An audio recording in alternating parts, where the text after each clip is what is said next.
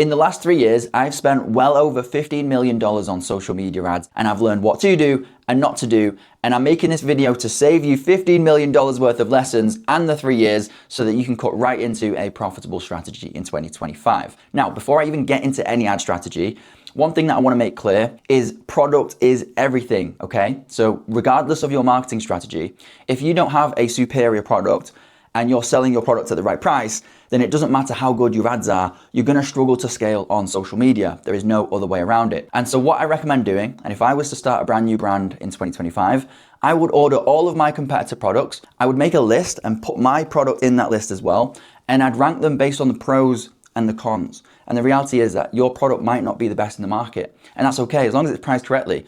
There might be another solution out there that is 10x the price, but also is more premium technically. But if yours still has a USP and it's cheaper, but it solves a problem for a specific type of audience, maybe those people have less money, whatever it is, there's a market for it. But you have to be honest with where your product stands in the market. Don't have the most weaknesses and the lowest amount of pros for your product. So it's got the least amount of features, it's the least useful, but also you're making it the most expensive, because I promise you, doesn't matter how good your ads are, you're not gonna make any sales, right? So that's number one. Make sure you have the best product. And if you don't, either make sure it's priced correctly and there's still a demand for it, or spend the time and actually improve the product and make sure when you make that list, you end up at the top because you've got the most pros and the least amount of cons. That's number one, product.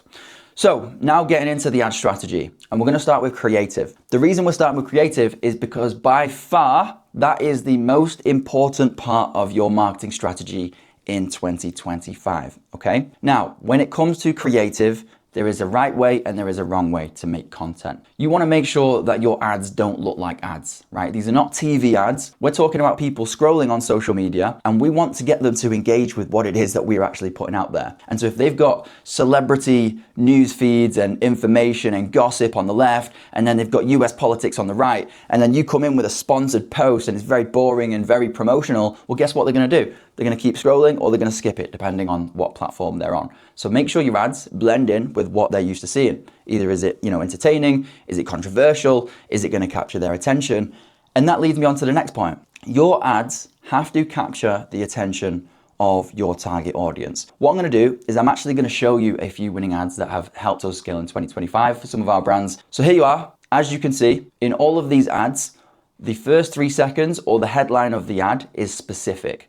We either call that the hook, headline, or promise. You want to make sure that your ad captures the attention of a very specific person, i.e. your ideal target audience. So if you're selling a weight loss product for women, you don't then want very healthy, fit male people to be stopping to watch your ads because they're not likely to buy from you. So make sure you understand who your target audience is. You then make an ad that is very specific to them within the first 3 seconds, right? We wanna make sure that when they see it and they're scrolling, if that is the type of person that is likely to be interested in the product, that they do actually stop, they do watch, or at least read your ad or whatever it is, whether it's a video or an image. So that's number one when it comes to creative. Make sure your ads are specific through the hook. Now, number two is make sure they're actually engaging and make sure they focus on a very specific desire trigger is what we call them. But basically it's the psychology of your ad. So what you don't want to do is just make a very broad, wishy-washy ad. And yes, you get your target audience because you've got a strong hook, but really you don't do anything with that. You want to make sure that your ad has some desire trigger that it agitates, right? Is it a pain point? Are you describing somebody that can't wake up in the morning? Let's say you sell a sleep supplement and your ad talks about the first part of their morning, and as soon as they see it, they relate to it, you've agitated the pain point, that is the desire trigger. Maybe that is exactly what your ad is doing. Or maybe you've got a founder video and there's a story there and people are buying into that because they see that founder is very similar to me. Why he started this brand is similar to who I am now, and I want to understand what that journey looks like and how he went from here to here. And so that is the desire trigger that we're gonna target. But you need to be clear on what that is actually gonna get people interested in watching your videos or looking at your image ads, whatever type of ad you want to promote. It has to just be engaging. That is number one. So what I also want to touch on is curiosity. Now, all of our best winning ads, in fact, I'll even show a few more examples on screen now. You can see here, right? They create curiosity. People are curious. What happens when you open a curiosity loop? You need to close it. And so what do? You click. And if you get the right type of person hooked in through your hook or your headline or your promise, then you agitate their desire trigger. So you understand their psychology, you make sure the ad is relevant to them, they're engaged, and now you add that layer of curiosity. Well, now your ads are just going to convert way more at a way higher rate, and it's going to be a lot more profitable for you because you're going to get the right type of person clicking onto the landing page or your product page. If you've got the right type of person hooked in and they are now on your landing page, product page, whatever it is, wherever you sell your product and you're sending traffic to, now you are more likely than not to get somebody to actually buy your product if your landing page is highly optimized and converts. Now, you don't need the sexiest website in the world, but there are 3 things that you do need when it comes to your landing page. Number 1, it needs to be very clear who this is for and why. Don't make a website that speaks to everybody. Think about your specific target audience, like with the ad, and speak specifically to that person. Address their pain points. Who are they now? Who will they be as a result of taking your products or consuming your products or wearing your products, whatever it is. You want to speak to that person. Specificity is persuasive. I've said it a million times, I'll say it again. Now, you also want to make sure that your website builds a layer of trust, okay? Your website can do one of 2 things. When people go onto the website, it's either going to get them to want to bounce off or it's going to get them to want to stay. And you want to make sure they stay. They'll stay if it's specific to them and it feels like you're speaking directly to them right in between the eyeballs, but they'll also stay if you've got a high level of social proof. So reviews, video testimonials, unboxing. You know, the more you can show what that experience looks like to the customer before they buy, the more they're going to know, like, and trust you. So if they see 1,000 5-star reviews and everybody loves the product and they can see the product in all of these different forms, well, then they're going to be more likely to buy. If they go onto your landing page because you've hooked them in with an ad, the ad's engaging, they're curious, they've clicked, they're onto your website, but then there's no reviews, it looks brand new, the copy is very broad and generic, well, what's going to happen? They're not going to trust it and they're going to bounce. Whether it's subconscious or conscious, it doesn't matter. It is going to hurt your sales. Now, the third thing is that your website needs to clearly address all of the concerns and questions that a customer might have. So if your website is unclear and people go to that and they still have questions, they're going to be uncertain. If you get an uncertain person to your website, they're not going to buy because uncertainty is not a buying state. So go through it with fresh eyes. Make sure that it's got the social proof, it's clear who it is for, and also that there are no questions as a result of going to the website. You want all of the potential questions, problems, and objections to be handled in the website so that when they want to buy, they click buy now, and that is a certainty. They are certain they want your product because you've given them the information that they need in order to want to go and buy that. Very, very important. Now, actually, I've just thought of the 4th thing. Make sure your website actually loads with a decent loading speed, okay? To do that, what I recommend you do is go to Google PageSpeed Insights. I'll put the link in the description. Put your website URL into that tool, and it's going to give you a score. It'll give you a mobile score and it'll give you a desktop score, which is make sure your website is actually fast enough to load. Okay, there's nothing worse than going to a website, it takes forever to load. What you're going to do at that point, you're going to give up. You know what, forget it. I don't want this product anyway, and you're never going to return again. Now remember, most people are going to be on mobile, so make sure you've got a decent score there. Your website score will always be better than your mobile score. That's fine, that's okay. But you want to make sure that on desktop, it's at least 80 to 85, I'd say.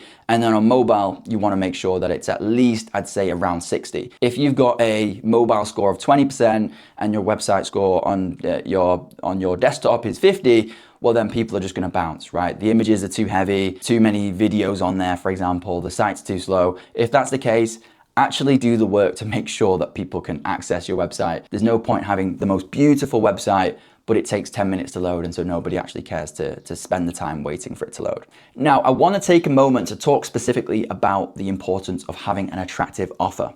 I'm going to give you an example. Apple, for example, without a doubt, they've got the most successful product in that industry. But if they was to charge $10,000 for that exact same product, would they make the same amount of sales volume? No, they wouldn't, right? Because the offer is not attractive enough.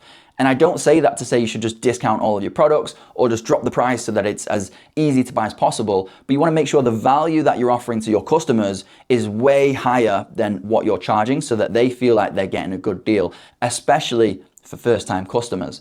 Now, like I say, it doesn't mean always discounting. Yes, you can do that. For example, a 10% first-time customer discount, that's great. We've seen it work a million times. But what I prefer is to increase the value of what you're offering. So you could do buy this today and get this free. And this product that you're offering for free helps with what it is that they're actually buying in the first place. You could do it through offering digital assets. You could make an ebook, for example, or a workout guide, or a diet plan, right? These are things that aren't too expensive for you to make, but in terms of the value to the customer, it's so valuable that it makes somebody who've never heard of your brand before want to become a customer much easier, and then you're more able to scale because your acquisition costs are lower. So make sure you have a very, very good offer. Now, to get onto audiences, which used to be the most important thing in the world, it's less important now, but still it is important, hence why it's in this video. Whenever we launch a new ad account, we always start with a mix of different audience types. You'll see videos and strategies out there that say, don't do any audience targeting, just let the platform decide who to show ads to. And then there's other videos that say, tell Facebook, Instagram, TikTok, whoever, exactly who you want to receive the ads.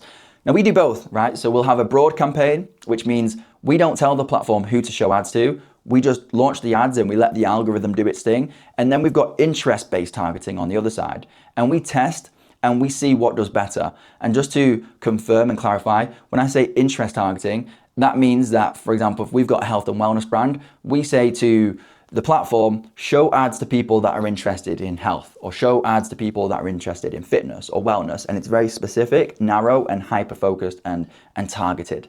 Now, what does well versus what doesn't do well will depend on the account. It will depend on your industry, your product, the competitiveness of what you're doing, the quality of your ads.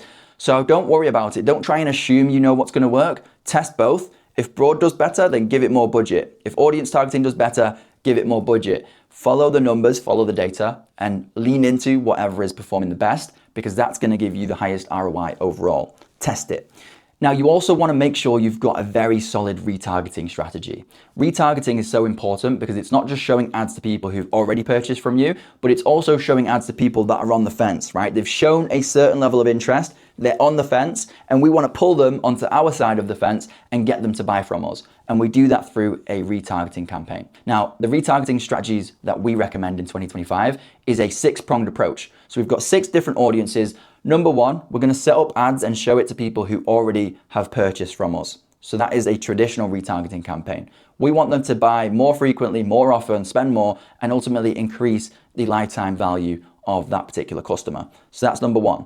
We then want to import email lists from whatever website platform you're on, let's say Shopify, export the email list and put it into the platform and show ads to that list of people that we know already know, like, and trust us. That's number 2. The third audience that we want to target are people that have engaged with our website. So if they've clicked off the ad onto the website, they've shown a certain level of interest, and so we want to retarget that audience. Number 4 is show ads to people that have engaged with your social media, then show ads to people that have engaged with your website, then show ads to people that have watched 75% of the first video if you're running video ads. The reason for that is because if they have engaged with your website, social media, of course they've shown a certain level of interest beyond the average person on the platform. If we've got a 1-minute video, for example, and they end up watching 75% of that, they're not doing that by accident, right? They've got so many other things to be doing. And so if they watch most of our ad, we know that they at least have this problem, or they are more likely to have this problem and be interested in this solution in some way or another. And so that becomes a very good scalable audience for us. Once we spend more on ads, that audience obviously grows, and it means we can grow our business as well. So those are the 6 retargeting audiences that we recommend. Now, one last point when it comes to targeting is make sure, like we said in the beginning, that your ads are very specific. If we have a brand that sells a product that helps people with Parkinson's disease, for example, we want to speak specifically to that person. For example, the hook might be, do you know somebody that suffers with Parkinson's disease? If so, X, Y, and Z, right? That ad is so specific that we're helping the algorithm decide who to show the ad to based on what AI can pick up and recognize of that video, and then match it up with the characteristics of people on the platform, right? And so we want to make it easy for the platforms. No matter how difficult it might feel to run ads profitably or to scale, the platforms want you to do well. The more profitable and successful your ads are, the more you're going to spend on the platform, the more the platform makes. So make it easier for the platform and make your ads specific, make them engaging, and ultimately make ads that make people want to buy from you. Very important. Now, the last thing to talk about is copy and headlines. Now, these are by all means not the most important variables when it comes to running ads profitably. So please, if your ads are massively unprofitable, then don't get to this stage. Focus on your product, focus on your creative, focus on your landing page. The fundamental foundations need to be mastered, but then move on to this to squeeze more juice out of your campaigns, okay? Now, with copy and headlines, there are so many different theories out there as to what works. Is it long form copy? Is it short? Is it mid? That refers to the length of your copy. We've always found that we prefer, based on the numbers, to have more words in there as long as the words are very intentional, and ideally all of the text in your ad, on the copy, on the headline, it makes somebody feel something emotionally. Okay, so you don't want to have very generic copy. You don't want to sell a bottle of water and just describe what it is. It's two hydrogen molecules bonded with an oxygen, right? That's not going to make anybody buy anything. But if you start talking about a shocking statistic, for example, 1 out of 3 people experience X, Y, and Z, well, it's going to get people to stop. Or if it's something controversial, like this is the company that Big Pharma hates. Or if it creates curiosity, like this is the mushroom coffee that all critics are complaining about, or everybody's talking about, or has gone viral. You know, these are all things that are gonna create a level of emotion within somebody, and that's what you want every word of your copy or your headline to do. The final message that I want to leave you with is make sure every single part of your ad makes somebody feel something, because regardless of what you think, buying is an emotional decision. So you want to create an emotion to drive an action, which is to click and to buy. The last thing you want is for your ads to give off a feeling of indifference, because if you don't hate it, you don't love it, you don't care for it, well, what are you going to do? You're going to keep scrolling, you're not going to buy, and your ads are not going to be profitable. So hopefully that was useful. If you've got any questions at all, I'll put my email address in the description, drop me a message, and I'd love to help you.